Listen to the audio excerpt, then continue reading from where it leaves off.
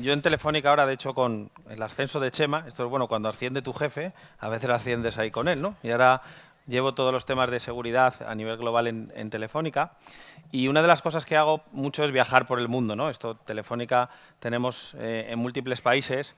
Y lo que me gustaría ahora es que diéramos un fuerte aplauso porque el orgullo de ver cómo los ingenieros en España, cuando viajas por fuera y ves lo que hay fuera, etcétera, yo creo que te da el orgullo de ver que todo lo que se está creando en tecnología de seguridad, etcétera, y todo lo que son las comunidades abiertas, hacen que gente como la que ha presentado a este tipo de concursos y veamos las cosas que hacen en sus tiempos libres o con su empresa, etcétera, nos debería llenar de orgullo porque es la única manera de creando este tipo de ecosistemas en los cuales los emprendedores, las empresas tecnológicas tipo Telefónica, proveedores de tecnología, como hemos visto antes, Fortinet, etcétera, vamos a poder crear un mundo más seguro y esto solo lo podemos hacer entre todos. Por eso, un fuerte aplauso para estos emprendedores que tienen estos premios gracias al talento que ellos tienen.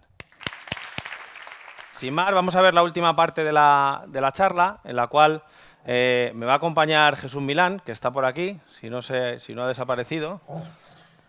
Y bueno, queremos contaros una experiencia en la cual todos conocéis lo que son los Panama Papers y os vamos a contar los detalles. Estuvimos tanto Jesús y yo en Panamá, no porque tuviéramos allí determinados Panama Papers nuestros, pero bueno, cuando se generó esta controversia con los Panama Papers, pues queremos explicaros cómo ha afectado esto a múltiples empresas y adicionalmente cómo determinadas empresas que Telefónica le está dando servicio en Panamá, que les han ocurrido este tipo de cosas, pues cómo podemos prevenirlo, cómo podemos ayudar, etcétera. Y os vamos a contar determinados detalles. Todos en vuestras empresas seguro que tenéis papers, ¿vale? Probablemente no los Panama Papers, pero ¿cuántos de los que estáis aquí que trabajáis en seguridad o trabajáis en tecnología, si aparece la nómina de vuestro presidente pública en Internet, a lo mejor sois despedidos? ¿Cuántos de los que estáis aquí, si a lo mejor aparecen determinados correos en los que le has dicho, oye, para este concurso tenemos que hacer no sé qué, venga, pacta esto con este proveedor que hace no sé qué, no sé cuánto, si aparece esa información pública, podéis ser despedidos?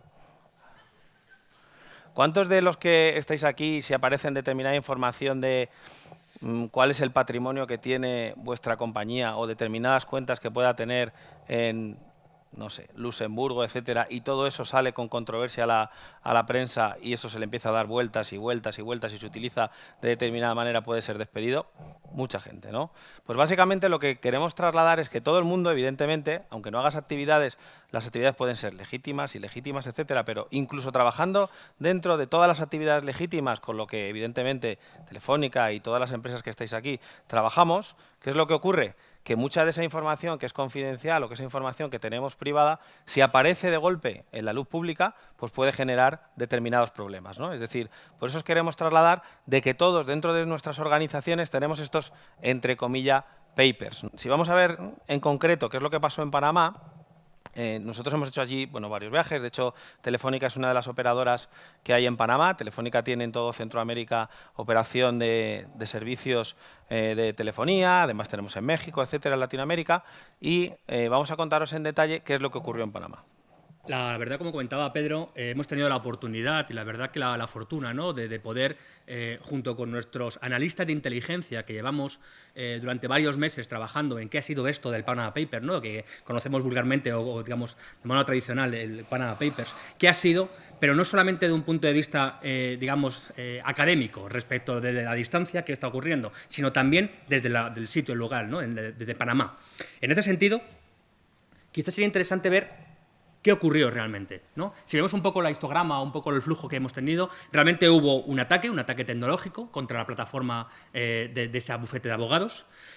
No hay muy claro, no está muy claro si realmente fue un ataque derivado en que entró por el correo electrónico o si fue una vulnerabilidad de WordPress de la plataforma que ellos tenían, que no estaba actualizada.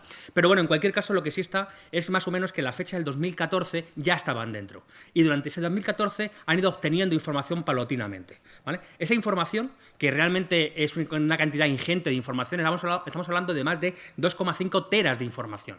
Si vemos el Wikileaks, ¿no?, que fue la otra gran fuga de información, hablábamos de 1,6 gigas.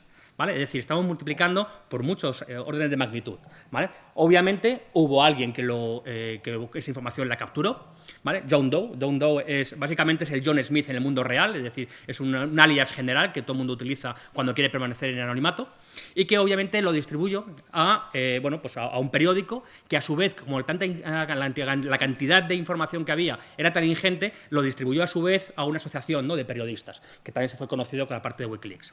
Ahí la idea principal es que empezaron a tratar esa información, donde el primer motivo, o el primer, cosa que vimos diferente es que en vez de ser en la empresa atacada la noticia, fueron los clientes de la empresa atacada la noticia. Fue uno de los primeros elementos. Y el segundo es que esa explosión mediática que se produjo, obviamente, por las personas que estaban involucradas, también produjo que la información estuviese disponible para todo el mundo, pero además de una manera automática, indexada. Podrías entrar en la web, directamente indicar el nombre, apellidos o directamente un nombre de empresa y te la busca. Es decir, no hay que hacer grandes alaracas de cara a poder obtener esa información o procesar esa información. Eso fue un poco la situación principal. Ahora bien, respecto al impacto, primer impacto, Fonseca, ¿no?, el bufete de abogados. Bueno, pues más allá de que imagino que el responsable de TI fue despedido o por lo menos apartado temporalmente de la vida pública, el impacto que ha tenido la compañía como tal básicamente ha sido cargos públicos de la familia Fonseca o de fundadores de la compañía en Panamá. Obviamente, pues en diferentes consejos, diferentes comités, incluso relaciones internacionales que podía tener como en representación de Panamá, han salido de esos comités. Pero más allá no ha tenido mayor impacto. Se estima, la última conversación que tuvimos con representantes del gobierno, es que se estima que el 80% de los clientes de Fonseca, en este caso, podría perderse y que más va a tener un impacto en el propio gobierno, en el propio país, en el PIB, de un decremento de un 10% de su PIB. Es lo que más o menos se establecía por la pérdida de confianza que este caso estaba aplicando dentro del propio país. Pero más allá, también ha tenido impacto en los políticos, ¿no?, en las personas, ¿no? Hemos identificado 140 políticos de más de 50 países, algunos son presidentes de gobierno, otros ministros, más de 210.000 compañías offshore repartidas en 21 paraísos fiscales, obviamente, y afectados, como digo, jefes de Estado, gobierno y demás. Ahora bien, más allá de la compañía, más allá del país, ¿qué ocurre con el resto del sector? ¿Qué ocurre con los despachos de abogados que existen allí, que hay muchos y variados, o incluso compañías bancarias que están allí? No olvidemos que el sector o el negocio de intermediación bancaria y mercantil que representa en Panamá es el segundo mercado, ¿no?, después del canal. Bueno, en ese sentido, las preocupaciones han sido bastante fuertes, hemos contactado con ellos, hemos estado hablando con ellos, ayer estuve en una reunión con ellos virtual, hoy tengo otra con otro bufete de abogados, y la situación real es que están preocupados. Pero están preocupados porque ahora están planteando, oye, ¿y yo cómo estoy? Y el primer análisis que vemos es, estás invirtiendo mucho dinero en tecnología, mucha plata, como dicen ellos, en tecnología, pero realmente no le estás sacando todo el provecho que tienes. Porque incluso los BASIC, cuando digo los BASIC, la gestión de la identidad, yo puedo cifrar la información, pero si el acceso lo hago a través de un usuario y contraseña, y un usuario y contraseña es capturado a través de un keylogger o a través de cualquier tipo de ataque dirigido, pues obviamente voy a poder acceder a la información cifrada y la voy a poder tener toda. Entonces, los basic como pueden ser la identidad, los basic como pueden ser los metadatos que estamos comentando de cara a identidad de personas, o incluso otros basic respecto a cómo aprovechar la tecnología que realmente estoy comprando. Muchas veces compramos tecnología y no sabemos cómo usarla, o no sabemos cómo aprovecharla realmente. Entonces, es una de las mayores preocupaciones que estamos viendo y que de manera estamos ayudando. Y por otro lado, ¿cómo gestiono el día después? Vale, de acuerdo, ya estoy aquí, ya, pues ¿qué se va a hacer? Ya ha ocurrido, la fuga ya la tengo porque ya la tiene, ¿vale? No solamente del famoso tema conocido, sino hay más. Y entonces, en ese caso, ¿qué hago después? ¿La puedo retirar? ¿No la puedo retirar? ¿Puedo gestionar para tratar de evitar la próxima vez? Y es el siguiente paso donde realmente estamos trabajando y las preocupaciones de estos clientes, ¿no? En este caso, sector abogados o sector firmas de abogados con entidades financieras. Ahora bien, Fonseca es un caso, para mí es una anécdota, una más, ¿vale? En su momento también estuvo Sony, también estuvo Target, acordaros, también estuvo, pues diferentes fugas de información que ha habido. En estos últimos meses, en este año, ¿vale?, nuestros analistas de inteligencia están trabajando y investigando pues, más de 300 millones de registros infiltrados. El caso famoso, por ejemplo, en Turquía, donde accedieron a 44 millones de datos de la población. O incluso en Filipinas, que accedieron a 56 millones de datos también de votantes o de la gente que está empadronada, digamos, en Filipinas, que incluso con datos biométricos. Por lo cual, el impacto que tiene es importantísimo. En España también ha tenido fugas de información importantes, obviamente en Estados Unidos y demás. En ese sentido, esto es una preocupación que no solamente es un caso anecdótico hoy por hoy en Panamá, sino que también se representa en todo el mundo. Y es un poco el planteamiento donde dentro de nuestra estrategia de Telefónica y ElevenPath estamos haciendo de qué manera podemos ayudar, podemos colaborar en evitar este tipo de cosas. En este momento, Pedro. Bueno, una vez que yo creo que todo el mundo es bastante consciente de cómo es este problema y cómo este problema puede afectar a prácticamente a todas las organizaciones, lo primero es que vamos a diagnosticar y esta información, ¿vale?, es un viaje, de alguna manera, en el cual nos hemos insistido mucho, todos los que nos dedicamos a la seguridad, de que la gente tiene que tener DLP, ¿no?, Data Loss Prevention, y tenemos que evitar la fuga de datos. Lo que ocurre a día de hoy es que la fuga de datos normalmente ya se ha producido, con lo que aparece un nuevo acrónimo, que esto es perfecto, ¿no?, para los que vendemos seguridad, porque siempre tenemos nuevas cosas que vender, que es el Data Loss Detection, ¿no? Es decir, además de prevenir, lo que hay que saber es detectar que esta información ha salido. ¿Dónde está esta información realmente cuando aparece? Esta información normalmente se puede hablar de 4 capas. Hay una capa que es la capa web, es decir, la capa a la que nos conectamos prácticamente todos, donde están las webs, está YouTube, está Google, etcétera, y es toda la capa más visible. Hay por debajo una capa de esta capa web, que es donde se produce básicamente como el 80-90% de transacciones y el tráfico de alguna manera está ahí. Aparece una capa en la cual hay redes peer-to-peer, etcétera. No son tan accesibles, pero aparecen una capa de información en la cual, ya sea para compartir determinados ficheros, hay mucha gente que lo utiliza pues para compartir películas, para compartir determinados temas, pero básicamente es bastante fácilmente accesible. Luego por debajo hay una tercera capa, que es donde normalmente están principalmente los leakages, y ahí pues hay mucha información que se comparte, etcétera. Y por debajo, lo que comúnmente se conoce como la dark web, en la cual hay black markets, en los cuales ya no solo la información es filtrada, sino que se vende, se compra, etcétera. Y hay venta, compra de tarjetas de crédito, etcétera, para los distintos. ¿Qué es lo que hace de alguna manera Telefónica con ElevenPath? Lo que hemos desarrollado es tecnología para poder hacer el crawling de toda esta información y pudiendo hacer el crawling de toda esta información, catalogándola de posibles credenciales, posibles información que hay en los black markets, ya sea en ISP Store, etcétera, información que hay en temas de documentos, en todo lo que fuera en redes peer-to-peer, información que pudiera haber en bin sites públicos, leakages, etcétera. Recopilamos toda esa información para que con determinados algoritmos de Human Intelligence, de OSINT, con determinada utilización de Human Intelligence y todo con Machine Learning, lo convertimos en inteligencia. ¿Para qué? Para devolvérselo a los propietarios legítimos de estos datos. De tal manera que con todas estas tecnologías OSINT, tecnologías al final basadas en personas, HUMINT, y utilizando Machine Learning, lo que hacemos es devolver toda esa información a sus legítimos propietarios. ¿Por qué le devolvemos toda esa información a los legítimos propietarios? Porque a día de hoy en seguridad, y prácticamente todos los que estáis aquí, ya sabéis que la seguridad ha dejado de ser una preocupación del departamento de TI. A día de hoy, cuando se le pregunta a los CEOs de las empresas cuál es su principal riesgo, ¿sabéis cuál es el principal riesgo que dicen todos los CEOs de las empresas? Con el 35% más o menos de las respuestas. ¿Cuál creéis que es? ¿El problema de la moneda? ¿El riesgo cambiario? ¿El problema del terrorismo? ¿El problema de lo que sea? Pues no es ninguno de esos. El principal problema que dicen los CEOs de las empresas son los ciberriesgos. ¿Por qué son los ciberriesgos el principal problema de los CEOs? Y vemos que cada vez más esto le preocupa a las empresas. De hecho, hoy se anuncia, y lo veréis en prensa, de que Chema Alonso, que ha estado al principio en el evento, que era el CEO de ElevenPath, pasa a ser persona del comité ejecutivo de Telefónica. Es decir, al mismo nivel con el presidente, con todos el comité, el ESCOM de Telefónica. Es decir, la ciberseguridad es una prioridad para todas las empresas, y todos los CEOs y presidentes de todas las empresas en las que estamos están tremendamente preocupados, porque es un ecosistema que a día de hoy está provocando pérdidas millonarias a múltiples empresas.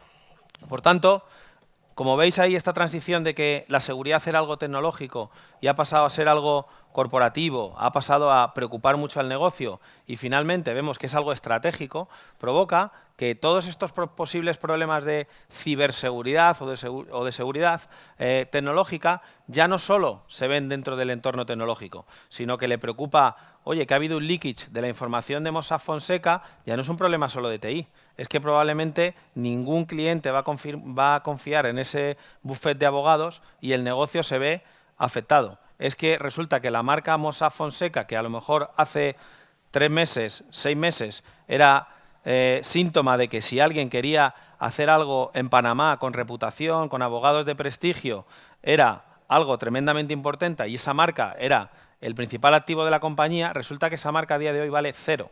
Bueno, de hecho vale negativo, es decir, es que incluso la gente no quiere ir a ese despacho de abogados. Por lo tanto, vemos que la seguridad ha pasado de ser meramente un activo que nos encargamos principalmente desde la parte tecnológica para que toca toda la parte de las organizaciones.